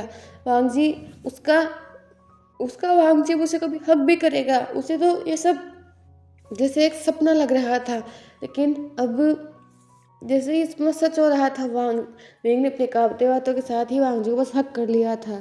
उसने विस्पर करते हुए कहा, यू स्केर्ड मी लंजा, तो तुमने मुझे डरा ही दिया था। मुझे लगा था कि मैंने तुम्हें खो ही दिया है। ये सुनकर वांग जी भी रो रहा था। उसने भी विंग को टाइट हक करते हुए कहा, ऐसे कैसे ऐसे कैसे खो दिया है। मैंने मैंने तुमसे शादी की थी, उस वक्त मैंने तुमसे वादा किया था ना कि तुम सिर्फ मेरे हो, तुम सिर्फ मेरे हो और मैं भी तुम्हारा हूँ। तुम मेरे अलावा किसी और के हो ही नहीं सकते। अगर भगवान भी ऐसा करना चाहता तो मैं भगवान के खिलाफ भी चला जाता। ये बोलते हुए इनके फेस पर बल्कि सी स्माइल थी और मांग भी मुस्कुरा रहा था। और ये रियूनियन देखकर जैसे सबकी आंखों में आंसू थे, स्पेशली चेंग चेंग और चियन की आंखों में तो थे ही आंसू। चिरेन ने स्टंट इसीलिए खेला था क्योंकि वो जानता है कि वांग जी कभी लिंग के साथ खुश नहीं रह पाएगा। भले ही वांग जी के दिमाग को याद नहीं है, लेकिन वांग जी के दिल को याद है कि वो किससे बिलोंग करता है, वो किससे प्यार करता है। इसलिए चिरेन ने स्टंट खेला था। हालांकि उसे लिंग के लिए बुरा लग रहा था कि शायद लिंग ने प्यार किया होगा वांग जी से, लेकिन चिरेन ये भी जानता है कि लिंग सेल्फिश हो रही है। लिंग को जब ये पता है कि वांग जी की शादी हो चुकी है, फिर भी वो बार बार क्यों फोर्स कर रही थी एल्डर्स को वांग जी की शादी करवाने के लिए। अब लिंग को भी एक अच्छा सबक मिल चुका था। उसके बाद क्या था, जैसे चेंग ने कहा था, पहले की शादी जब हुई थी तो उस वक्त विंग शादी करना नहीं चाहता था। उस वक्त जो शादी हुई थी वो ऐसे ही हालातों में हुई थी, लेकिन अभी विंग भी शादी करना चाहता था और वांग जी भी शादी करना चाहता था। तो दोनों की शादी दोबारा करवाई गई थी पूरे एल्डर्स के सामने, पूरे रीति रिवाजों के साथ वांग जी और विंग की शादी हुई थी। और उसके बाद वांग जी और विंग वापस से ये लिंग के लिए निकल चुके थे। इस बार तो सभी लोग खुश थे। वहाँ पर जियांग फैमिली भी आई हुई थी। मैडम ने फिर से विंग से माफ़ी मांगी थी, लेकिन अब विंग के पास अपनी खुशियाँ थी तो उसे और किसी की ज़रूरत थी नहीं। उसने चेंग को भी माफ़ कर दिया था। चेन और विंग के बीच में बस एक दोस्ती का रिश्ता था, फिर जीजा और साले वाला रिश्ता था, और इससे उन दोनों के बीच में कोई रिश्ता नहीं था। पास्ट था। वो दोनों पास्ट को पूरी तरह से भूल चुके थे। वही चेन और चेंग भी अपनी लाइफ में खुश थे। उसी दिन जब वांग जी और विंग की शादी हुई थी तो शिचेन को भी पता चला था कि चेंग प्रेग्नेंट है, और ये तो उन जैसे डबल खुशी की बात हो चुकी। तो फाइनली हमारे जो वांगशान थे वो अपने ये लिंग में आ चुके थे। उनका वहाँ पर स्वागत धूमधाम से किया गया था, क्योंकि इन सालों में जब वांग जी याददाश्त गई हुई थी तो विंग ने यहाँ पर एक क्लैन बसा लिया था। अब यहाँ पर बस खंडहर नहीं थे, बल्कि यहाँ पर विंग का एक महल था। जो वेंस थे उनके लेने के लिए घर थे, और जो ये लिंग के अंडर का जो एरिया था वो विंग ने अपने अंडर ले लिया था। जब वेनरवान से अपनी काली शक्तियाँ संभाली नहीं गई तो बीमार रहने लगा। एंड वेनचाओ का जो बड़ा भाई था वेनशु, वो खुद ही लड़कियों में ओमेगाओं में रहने लगा। तो फिर वेनचाओ ने वेनक्लेन पर अपना अधिकार जमा लिया था। उसने अपने भाई और अपने पिता दोनों को हरा दिया था, और अब वेनक्लेन पर वेनचाओ राज करता है। लेकिन ये लिंग का जो एरिया है वो विंग के अंडर में आता है। ये लिंग पेट्रिया के नाम से विंग को जाना जाता है, और विंग ब्लैक एनर्जी में मास्टर है। ये वाली सबको पता है और सब इस राज से वाकिफ है। सभी लोग अब ये लिंग में भी मतलब चहल पहल रहने लगी है। पहले विंग को एक हॉन्टेड शहर कहा जाता था, लेकिन जब से विंग यहाँ पर आया है इसको हॉन्टेड शहर नहीं कहा जाता है। अब यहाँ पर विंग और वांग जी दोनों ही रहते थे। अभी हमारे जो वांगशान थे दोनों ही अपनी डेली नाइट एक्टिविटी में बिजी थे। विंग ने वांग जी को बेड पर पुश करते हुए कहा, उसके दोनों हाथों को अपने हाथों पर पिन करते हुए कहा, ले वांग जी, तुमने जो मुझे इतने सालों तक सताया है उसका बदला तो मैं तुमसे लेकर रहूँगा। ये सुनकर वांग जी ने विंग की तरफ देखा और कहा, तो फिर मुझे तुमसे बदला नहीं लेना चाहिए कि तुमने मुझे कितने सालों से सताया है। यह सुनकर विंग ने वांग जी की तरफ देखते हुए कहा, तो चलो दोनों ही एक दूसरे से बदला लेते हैं। किस तरीके से बदला लेंगे ये हमसे बेहतर और कौन जान सकता है। ये बोलते विंग के फेस पर एक स्मित था और अगले ही पल विंग के लिप्स वांग जी के लिप्स पर थे और दोनों ही फिर से अपनी उस डेली नाइट एक्टिविटी में खो चुके थे। अब लगभग 5 साल बाद यीलिंग का जो माहौल था पूरी तरह से चेंज हो चुका था और अब यीलिंग के जो अभी करंट कुल प्रमुख थे वो यीलिंग पेट्रियार्क और हंगवांग जुन थे। दोनों एक पावरफुल कपल थे जिनको सब एडमायर करते हैं, जिनकी तरह सब बनना चाहते हैं। वहीं हमें एक वो बैटल ग्राउंड दिखाई जा रहा था जिसमें एक प्यारा सा बेबी था। उसके हाथ में एक स्वॉर्ड थी, लकड़ी की एक स्वॉर्ड थी और उसे चलाने की कोशिश कर रहा था, लेकिन शायद वो जो स्वॉर्ड थी वो थोड़ी भारी थी इसीलिए उससे उठाई नहीं जा रही थी। वहीं एक जो इंसान था वो आवाज़ करते हुए पीछे आ रहा था, जान जान कहाँ हो तुम। ये सुनने के साथ ही उस बेबी के हाथ से वो जो तलवार थी नीचे गिर गई थी। उसने अपने सिर पर मारते हुए कहा, अय्या मम्मा मम्मा वापस कैसे आ सकती हो, तो कल आने वाली थी ना, पर मम्मा आ गई। ये बोलते हुए वापस घुमा और उसने सामने की तरफ देखा तो वहाँ से वाइट ड्रॉप्स में एक ब्यूटीफुल सा ओमेगा चल कर आ रहा था। वो उस एल्फा के सामने उसने अपने घुटनों पर बैठते हुए कहा, अजान यहाँ पर क्या कर रहे हो। ये सुनकर जान ने पहले तो वांग जी को टाइटली हक किया और कहा, मम्मा आप सुबह से कहाँ चले गए थे, मैं आपका वेट कर रहा था। ये सुनकर वांग जी ने कहा, मुझे लग तो नहीं रहा कि तुम मेरा वेट कर रहे थे, वैसे तुम यहाँ पर क्या कर रहे हो, यहाँ पर कितने सारे हथियार रखे हुए हैं, अगर तुम्हें चोट लग जाएगी तो। ये सुनकर उस बेबी ने कहा, मुझे कोई चोट वोट नहीं लगने वाली। और आपको पता मैंने बाबा से कहा था कि मुझे स्वॉर्डमैनशिप सीखनी है, लेकिन वो बोलते हैं कि मैं बच्चा हूँ इसलिए मैं खुद अकेले यहाँ पर सीखने आया था। ये सुनकर वांग जी ने कहा, अगर तुम्हारे बाबा ने कहा है कि तुम स्वॉर्डमैनशिप अभी नहीं सीख सकते तो तुम उनकी बात क्यों नहीं मानते हो। तुम्हारे बाबा तुम्हारा बुरा नहीं चाहेंगे ना अजान, अपने बाबा की बात माना करो, ठीक है। ये सुनकर जान ने वांग जी की तरफ देखते हुए कहा, अब भी बस बाबा की साइड लेते रहते हो। तभी पीछे से एक आवाज़ आई, क्यों नहीं लेगा, आखिर वो मेरा हस्बैंड है, अगर वो मेरी साइड नहीं लेगा तो किसकी लेगा। ये सुनकर जान ने उन दोनों की तरफ देखते हुए कहा, आप दोनों बहुत बुरे हो, आप दोनों बस एक दूसरे से प्यार करते हो, मुझसे कोई प्यार नहीं करता। ये सुनकर दोनों ही पेरेंट्स के फेस पर बस एक स्माइल थी। उन दोनों ने अपने घुटनों पर बैठ कर और जान को हक करते हुए कहा, तुमसे हम कैसे प्यार नहीं करेंगे जान, तुम तो हमारी दुनिया हो, जब से तुम आए हो हमारी लाइफ जैसे पूरी तरह से बदल गई है। हम दोनों तुमसे बहुत प्यार करते हैं बेबी। ये सुनकर जान ने मुस्कुराते हुए कहा, और मैं माई लिटिल सिस्टर वो मुझसे बहुत प्यार करती है। ये सुनकर वांग ने मुस्कुराते हुए कहा, आई भी तुमसे बहुत प्यार करती है। ये सुनकर विजान से उछलते हुए कहा, ये मुझसे सब प्यार करते हैं, माँ बाबा मेरी शिद्दी सब मुझसे प्यार करते हैं। ये बोलते उसने वांग जी और वीन को बस टाइटली हक कर लिया था और इसी पेंडिंग के साथ हमारी स्टोरी एंड होती है। अब मैंने ये बना दी है, आई नो बहुत सारे लोगों को शिकायत होगी, एंड जो मैंने लाइव में कहा था मैं अपने वादे पर नहीं रह पाई हूँ, लेकिन फाइनली मैंने ये बना दी है और इसको मैं अभी अपलोड कर दूँगी, ठीक है। अभी तो टाइम ही नहीं आया मेरा अपलोड करने का, लेकिन मैं अभी कर दूँगी, तो आपको चिंता करने की ज़रूरत नहीं है। And please like share comment कर देना। एंड हाँ, जिन लोग भी देखते हैं और जिन्होंने सब्सक्राइब नहीं किया प्लीज़ सब्सक्राइब कर लीजिए, क्योंकि मैं चाहती हूँ कि दिसंबर में हमारे 3K कंप्लीट हो जाए। अब 20 या 30 सब्सक्राइबर्स बचे हैं 3K कंप्लीट होने में। प्लीज़ जिन्होंने अभी तक सब्सक्राइब नहीं किया है सब्सक्राइब कर दीजिए। एंड इस पर आपको बताइए कि आपको क्या रिलेटिव लगा जो मैंने आगे का अपलोड चेंज किया था। जैसा भी आपका जो वो पॉइंट ऑफ व्यू मेरे साथ शेयर करना। Thank you for watching, tata bye bye, take care of your self.